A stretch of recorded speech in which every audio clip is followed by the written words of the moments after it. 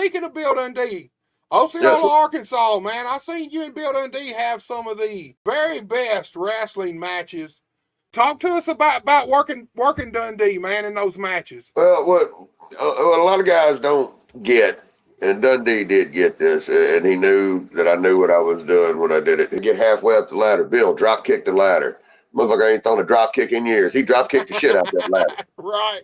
You know? But after that, it's not so much what you can do to the other guy, but it's simple stuff. When I went to start getting heat on him, he shot me into the corner and he said, move. And you remember that thing he used to do where he'd put his knee in the top turnbuckle and flip over onto the floor? Right. Had nobody seen him do that in years. And he did it that night in Osceola, and I was like, shit, okay. And from then on, he was ready to go. Now, he did get a little hot at me one time.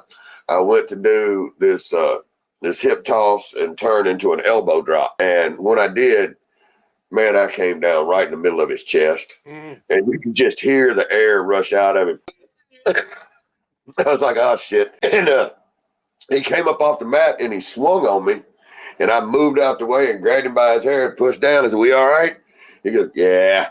But I always had a good time working Bill. Honestly, one of the matches that made me want to become a wrestler was watching him and Tony Charles at the Coliseum.